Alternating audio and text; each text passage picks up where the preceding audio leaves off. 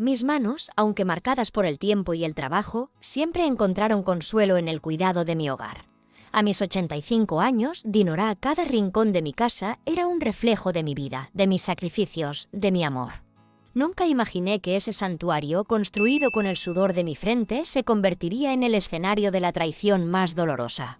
Estaba yo como cada tarde tejiendo en mi sillón favorito, cuando un pequeño detalle, una conversación a medias, me hizo levantar la vista de mis agujas y mirar con otros ojos a quienes creía mi familia, mi apoyo.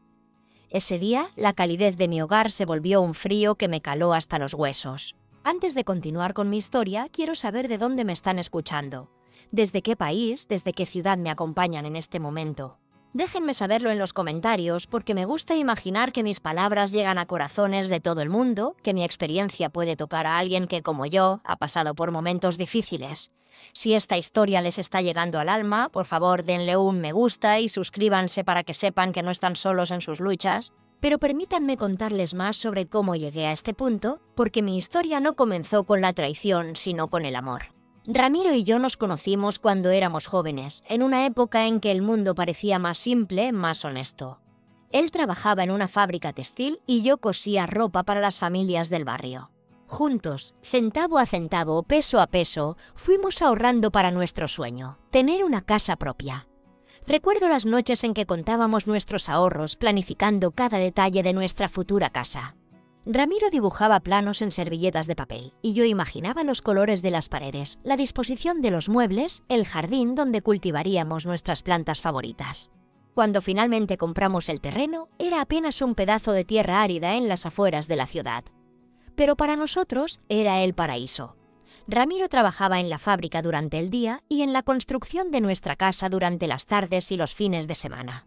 Yo le llevaba agua fresca y comida, y a veces lo ayudaba cargando ladrillos o mezclando cemento. Mis manos, que ahora están arrugadas y manchadas por el tiempo, entonces eran jóvenes y fuertes, capaces de cualquier trabajo que fuera necesario para construir nuestro hogar. La casa creció lentamente como un árbol que echa raíces profundas. Primero fueron los cimientos, luego las paredes, después el techo. Cada etapa era una celebración, un paso más cerca de nuestro sueño. Recuerdo el día en que instalamos la primera ventana. Ramiro me cargó en brazos y me llevó a través del umbral, como si fuéramos recién casados otra vez. «Esta es nuestra casa, Dinora», me dijo, sus ojos brillando de orgullo y amor. «Aquí envejeceremos juntos, aquí seremos felices». Y fuimos felices durante muchos años.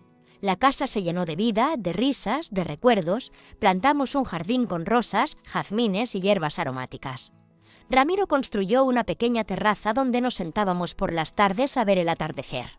Yo decoré cada habitación con amor, eligiendo cuidadosamente cada cortina, cada cuadro, cada detalle que haría de nuestra casa un hogar verdadero. Nuestra casa no era una mansión, pero era nuestro castillo.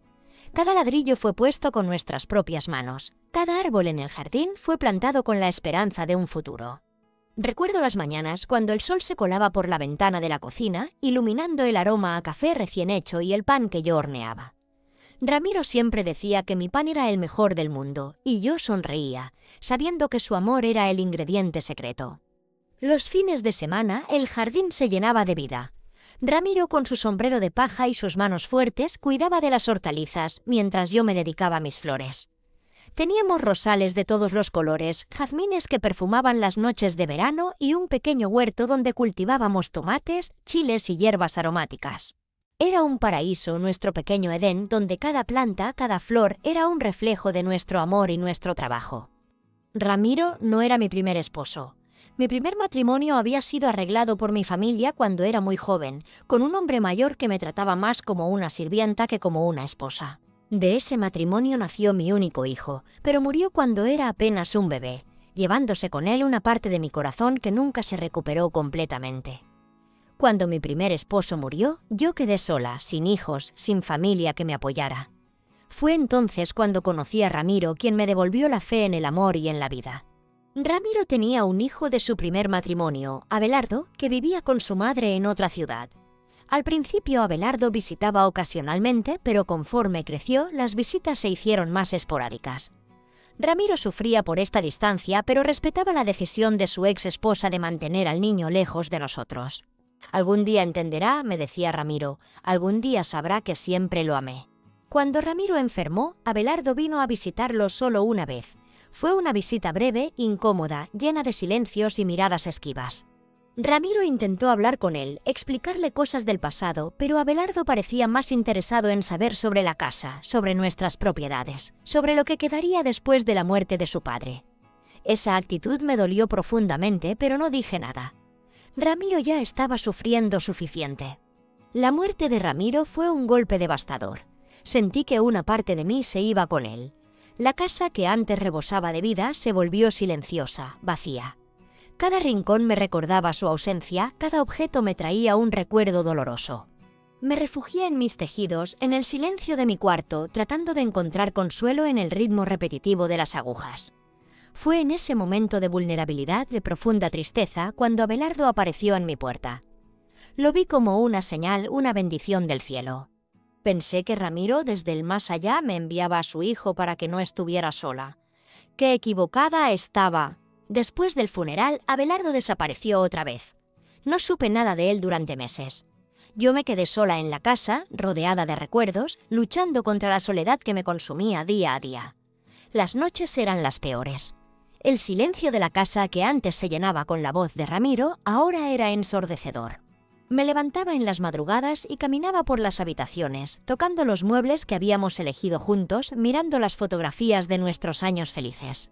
Fue en uno de esos momentos de profunda soledad cuando Abelardo reapareció.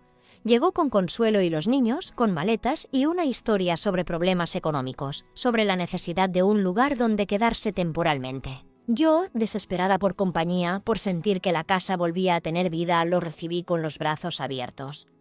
Pensé que era la respuesta a mis oraciones, la oportunidad de tener la familia que siempre había deseado. Los primeros meses fueron como un sueño. Los niños llenaban la casa de risas y travesuras. Pascual e Isidro, los gemelos, eran niños vivaces y curiosos, siempre inventando juegos y aventuras. Alma, la pequeña, era dulce y cariñosa, me llamaba abuela Dinorá y se acurrucaba conmigo mientras yo tejía. Consuelo parecía agradecida y servicial, siempre dispuesta a ayudar con las tareas domésticas. Y Abelardo se mostraba atento y respetuoso, llamándome madre con una ternura que me hacía recordar al niño que había sido. La llegada de Abelardo, Consuelo y los niños fue como un torbellino. Al principio me sentí feliz, rodeada de vida, de risas. Los niños Pascual, Isidro y Alma eran encantadores. Me encantaba contarles historias, enseñarles a tejer, a cuidar de las plantas. Pensé que por fin la casa volvería a ser un hogar, un lugar lleno de amor y alegría. Pero las máscaras, por más perfectas que sean, eventualmente se caen. Los primeros signos fueron sutiles. Comentarios aparentemente inocentes sobre lo anticuada que estaba la casa, sobre la necesidad de modernizarla para que fuera más cómoda para los niños. Sugerencias sobre cambios en la decoración, en la distribución de los muebles, en la organización de los espacios. Al principio yo estaba dispuesta a hacer cualquier cambio que hiciera más feliz a mi nueva familia. Después de todo, pensaba, una casa debe adaptarse a quienes la habitan. Pero la alegría duró poco. Los pequeños comentarios sobre la casa se volvieron exigencias. Esta cocina es muy pequeña, madre Dinorá. Necesitamos una más moderna, con más espacio para cocinar. Estas paredes están viejas, necesitan una mano de pintura. El jardín está descuidado, necesitamos arreglarlo. Yo, en mi ingenuidad, pensaba que eran sugerencias para mejorar la casa, para hacerla más cómoda para todos. Nunca imaginé que eran el preludio de un plan mucho más oscuro, un plan para despojarme de todo lo que poseía. El primer cambio importante fue cuando me pidieron que les cediera mi habitación. La habitación principal, la que Ramiro y yo habíamos compartido durante tantos años, la que tenía la mejor vista al jardín y el baño más amplio. Los niños necesitan más espacio, me dijeron. Usted estaría más cómoda en el cuarto de huéspedes. Es más pequeño y acogedor, perfecto para una persona sola. Yo accedí, aunque el corazón se me partía al empacar las cosas de Ramiro, al mover nuestras fotografías, al dejar atrás el lugar donde habíamos sido más felices. El día en que me pidieron mi habitación fue un punto de inflexión. Sentí un nudo en la garganta, un dolor en el pecho. Esa habitación era mi santuario, el lugar donde había compartido los momentos más íntimos con Ramiro, donde habíamos soñado juntos, donde habíamos envejecido. Pero Abelardo fue tan convincente, tan persuasivo, que terminé cediendo. Es por el bien de los niños, madre Dinora. Ellos necesitan espacio para crecer, para jugar. Y yo, siempre pensando en el bienestar de mi familia, accedí. El cuarto de huéspedes era efectivamente más pequeño. Apenas cabía mi cama, un pequeño armario y una silla. La ventana daba al patio trasero, donde se acumulaba la basura y se tendía la ropa. Ya no podía ver mi jardín de rosas desde la ventana, ya no podía despertar con el canto de los pájaros que anidaban en el jazmín. Pero me consolaba pensando que era un sacrificio temporal, que pronto encontrarían su propio lugar y yo podría recuperar mi habitación. Me mudé al cuarto de huéspedes, un cuarto pequeño y oscuro, con una ventana que daba a la pared del vecino.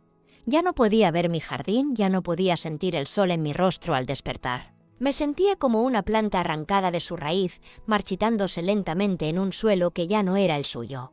Pero los cambios no se detuvieron ahí. Poco a poco fui perdiendo el control sobre mi propia casa. Consuelo reorganizó la cocina según su conveniencia, guardando mis utensilios favoritos en lugares inaccesibles y reemplazando mis especias y condimentos con los suyos. «¿Es más práctico así?», me decía cuando yo protestaba tímidamente. «Usted ya no cocina tanto, es mejor que yo me encargue de la cocina». La humillación no terminó ahí. Poco a poco fui perdiendo el control sobre mi propia casa. Consuelo se adueñó de la cocina, de la sala, del jardín. Mis opiniones dejaron de ser importantes, mis decisiones fueron ignoradas. Me convertí en una sombra, una intrusa en mi propio hogar. Comía sola en mi cuarto, tejía en silencio, y veía cómo mi casa, mi vida, se desmoronaba ante mis ojos. Y era cierto que yo cocinaba menos. No porque no quisiera, sino porque cada vez que intentaba preparar algo, encontraba obstáculos. Mis ollas estaban guardadas en estantes altos que no podía alcanzar. Mis ingredientes favoritos habían desaparecido, reemplazados por marcas más baratas que no conocía. El horario de las comidas había cambiado para adaptarse a los horarios de Abelardo, quien llegaba tarde del trabajo y quería cenar en familia. Pero en familia no me incluía a mí. Yo comía sola, en mi pequeño cuarto, con un plato que Consuelo me llevaba después de que ellos hubieran terminado. Las reuniones familiares se hacían en la sala, mi sala, pero yo no era invitada. «Estamos discutiendo cosas de adultos», me decían cuando yo intentaba unirme. Cosas que no la preocuparían. Pero yo podía escuchar fragmentos de conversación a través de las paredes delgadas. Hablaban de dinero, de deudas, de planes para el futuro. Y siempre mencionaban la casa, mi casa, como si ya fuera suya. Los niños que al principio me buscaban para jugar y conversar, gradualmente fueron alejándose. Sus padres les habían dicho que no me molestaran, que yo era una anciana que necesitaba descanso y tranquilidad. Alma, mi pequeña favorita, dejó de llamarme abuela Dinora y comenzó a evitar mi mirada cuando nos cruzábamos en los pasillos. Los gemelos, Pascual e Isidro, que antes me pedían que les contara historias, ahora corrían a esconderse cuando me veían acercarme. Los niños, que antes me buscaban para jugar, ahora me evitaban. Abelardo y Consuelo les habían dicho que yo era una anciana que necesitaba descanso, que no debían molestarme. Me sentía invisible, mi voz ahogada por la de ellos. Me convertí en una extraña en mi propia casa, en una sombra que se movía silenciosamente por los rincones, tratando de no molestar, de no ser vista. Mi mundo se había reducido a mi pequeño cuarto, donde pasaba las horas tejiendo y recordando tiempos mejores. Las agujas de tejer se convirtieron en mis únicas compañeras, el ritmo constante del tejido en el único sonido que me consolaba. La casa, que antes era mi refugio, se había transformado en una prisión, y yo, Dinora, la dueña legítima, era ahora una prisionera en ella. Fue durante una de esas largas tardes de soledad cuando escuché la conversación que cambiaría todo. Estaba en mi cuarto con la puerta entreabierta para que entrara un poco de aire fresco, cuando oí voces en el pasillo. Era Abelardo hablando por teléfono y su tono era diferente, más duro, más calculador de lo que yo había escuchado antes. «Sí, ya casi está todo listo», decía. «La vieja es analfabeta, no sabe lo que firma. Solo necesito que prepare los documentos correctos y ella pondrá su firma donde le diga. Es fácil, confía en mí completamente». Hubo una pausa y luego continuó: «No sospecha nada. Cree que somos una familia feliz. Es patética realmente, se conforma con las migajas que le damos». Razón se detuvo. Las palabras de Abelardo resonaron en mi cabeza como campanas de funeral. La vieja me había llamado patética. Y hablaba de documentos, de mi firma, de algo que estaba casi listo. No entendía completamente lo que estaba planeando, pero sabía que no era nada bueno. Esa noche no pude dormir. Las palabras de Abelardo se repetían una y otra vez en mi mente. Me levanté varias veces, caminé por mi pequeño cuarto como un animal enjaulado, tratando de entender lo que había escuchado, tratando de decidir qué hacer. ¿Debía confrontarlo? ¿Debía pedirle explicaciones? Pero una parte de mí, la parte que había aprendido a ser cautelosa después de tantos años de vida, me decía que esperara, que observara, que tratara de entender mejor la situación antes de actuar. Los días siguientes fueron una tortura. Cada sonrisa de Abelardo me parecía falsa, cada gesto amable de consuelo me resultaba sospechoso. Comencé a prestar más atención a sus conversaciones, a sus movimientos, a sus planes. Y poco a poco, la verdad horrible comenzó a revelarse ante mis ojos. Abelardo tenía deudas, muchas deudas. Había estado apostando, perdiendo dinero que no tenía, acumulando compromisos que no podía pagar. Y mi casa, mi querida casa construida con el amor y el esfuerzo de Ramiro y mío, era su solución. Su plan era hacerme firmar documentos que le transferirían la propiedad y luego venderla para pagar sus deudas. Y yo, la vieja patética, quedaría en la calle, sin nada, después de haber perdido todo lo que había amado en la vida. La revelación fue como un puñal en el corazón, pero también despertó en mí una fuerza que no sabía que poseía. La Dinora sumisa y complaciente comenzó a transformarse en una mujer determinada a luchar por lo que era suyo. Si Abelardo creía que podía engañarme fácilmente, estaba muy equivocado. Yo había sobrevivido a la pobreza, a la pérdida de un hijo, a la muerte de mi amado esposo. No iba a permitir que un hombre codicioso y sin escrúpulos me quitara lo último que me quedaba de mi vida con Ramiro. Pero sabía que tenía que ser inteligente. No podía enfrentarlos directamente, no tenía las herramientas ni el conocimiento para luchar contra sus mentiras y manipulaciones. Necesitaba ayuda, necesitaba aliados, necesitaba un plan. Y así comenzó mi transformación de víctima a estratega, de anciana indefensa a mujer guerrera dispuesta a luchar hasta el final por su dignidad y su hogar. Un día, Abelardo se acercó a mí con unos papeles. «Madre Dinora, hay unos problemas con la casa que necesitan ser resueltos. Como usted no está acostumbrada a estas cosas, yo puedo encargarme. Solo necesito que firme estos documentos para poder ir en su lugar», me dijo con su habitual tono convincente, sus ojos brillando con una astucia que yo, en mi ceguera, no pude discernir. Y yo, analfabeta, que solo sé escribir mi nombre, confié en él.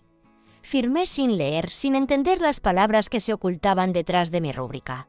Nunca imaginé que con ese simple acto estaba entregando todo lo que poseía. Estaba cediendo mi casa, mi patrimonio, mi vida a quienes me habían prometido cuidado y compañía. La verdad, cuando me golpeó, fue devastadora. Fui expulsada de mi propia casa, la casa que construí con mis propias manos, con mi propio dinero.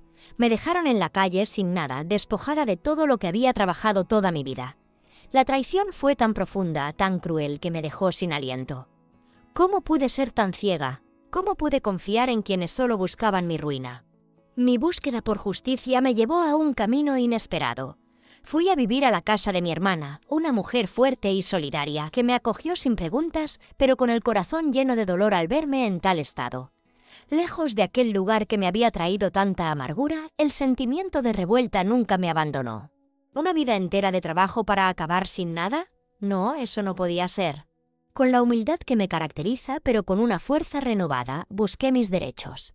Mi hermana me ayudó a encontrar a una abogada, una joven brillante llamada Ximena, con ojos vivaces y una mente aguda. Le conté mi historia, cada detalle, cada humillación, cada lágrima contenida. Ximena me escuchó con una seriedad que me dio confianza, una sensación de que por fin no estaba sola en esta batalla. Denuncié que fui engañada, robada y expulsada de mi propia casa. Expliqué que firmé los papeles sin leer porque soy analfabeta y solo sé escribir mi nombre. La justicia, aunque lenta, comenzó a moverse. No fue fácil, el camino estuvo lleno de obstáculos y momentos de desesperación, pero mi determinación era inquebrantable. Mientras Ximena investigaba, descubrió algo que cambiaría todo. Abelardo, además de engañarme, tenía un secreto oscuro. Estaba involucrado en un esquema de apuestas ilegales. Las deudas se acumulaban y el dinero que él me quitaba no era solo para mantener su estilo de vida, sino para alimentar un vicio que lo consumía. Consuelo, su esposa, sabía todo. Ella no era solo cómplice, sino que también se beneficiaba de la situación, esperando que el dinero robado de mí resolviera los problemas financieros de su marido. La casa, mi casa, era solo un peón en su juego de codicia y desesperación. Este descubrimiento me dio una nueva perspectiva. No era solo una cuestión de recuperar mi propiedad, sino de exponer la podredumbre que se escondía detrás de las apariencias. La Dinora que ellos conocían, la abuela dulce y sumisa, había desaparecido. En su lugar había una estratega, una mujer que había aprendido a jugar ajedrez con la vida y que estaba a punto de dar el jaque mate. Cada movimiento, cada pieza estaba cuidadosamente calculado, cada paso medido con precisión.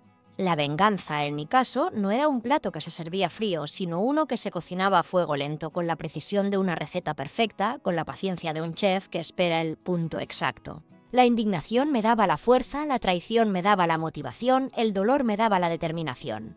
El día de la confrontación llegó. No fue un grito ni una pelea. Fue una sinfonía de la verdad orquestada con la precisión de una mente que había sido subestimada.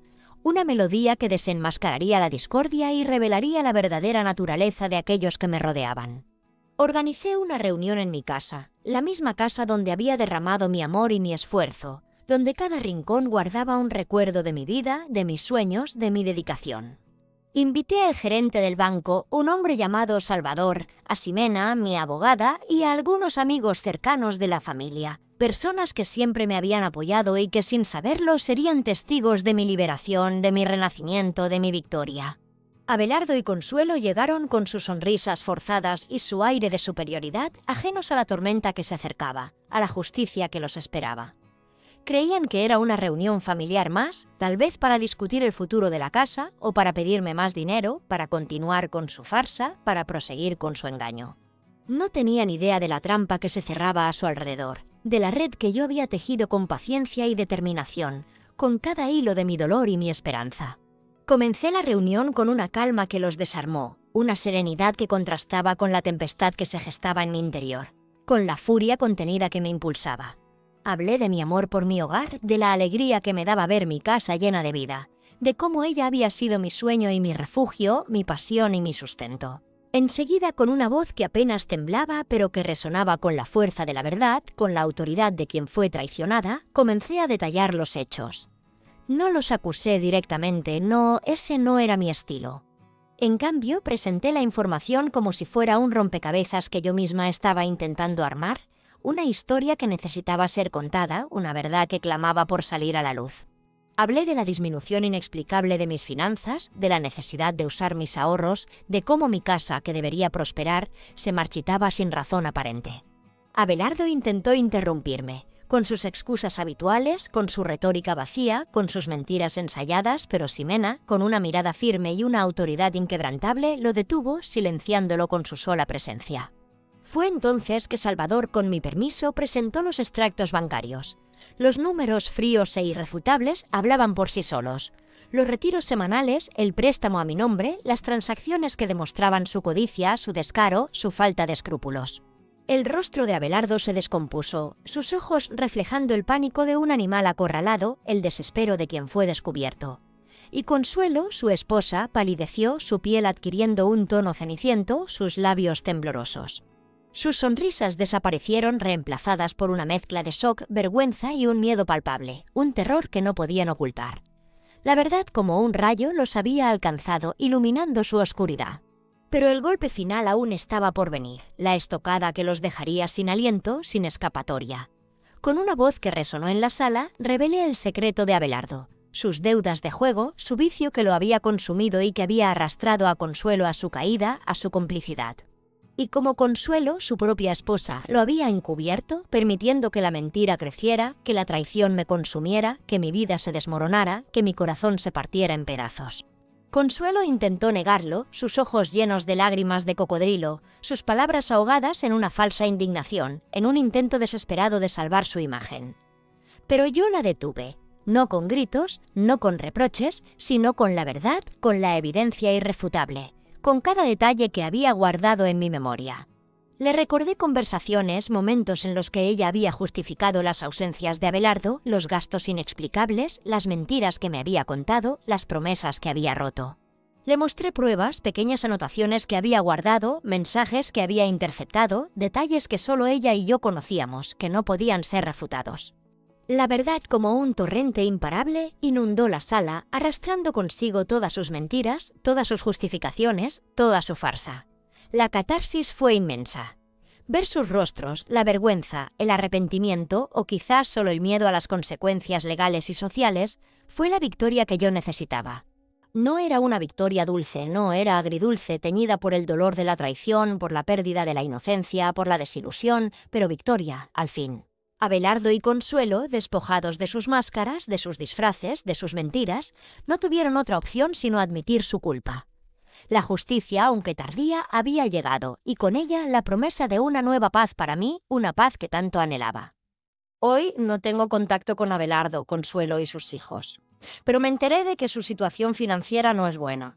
La casa, mi casa, que ellos creyeron suya, se ha convertido en una carga, un recordatorio constante de su avaricia. Podría haberlos ayudado si me hubieran pedido, si hubieran sido honestos. Pero robarme dentro de mi propia casa, eso no lo perdono. No soy buena, pero no soy tonta. Hoy vivo mi vida tranquila, tejiendo mi trico y viendo mis novelas. La paz ha regresado a mi corazón y la justicia, a su manera, ha prevalecido. Mi historia es un testimonio de que la edad no es una barrera para la fuerza, para la inteligencia, para la capacidad de levantarse de las cenizas. Recuperé mi paz, mi dignidad, mi tranquilidad. Quiero leer sus historias y sus opiniones en los comentarios. ¿Qué hubieran hecho ustedes en mi lugar? ¿Habrían perdonado? ¿Habrían luchado? Si esta historia les ha tocado el corazón, si les ha inspirado, por favor, suscríbanse, denle un me gusta y compártanla con aquellos que necesiten escuchar un mensaje de esperanza y fortaleza. Juntos podemos demostrar que la sabiduría de los años es una fuerza imparable y que la justicia, aunque a veces tarde, siempre llega para aquellos que tienen el coraje de buscarla. No se rindan nunca. La vida siempre nos da una segunda oportunidad para reescribir nuestra propia historia, para convertir el dolor en fuerza, la traición en sabiduría. Y yo, Dinora, soy la prueba viviente de ello. Hasta la próxima, mis queridos amigos.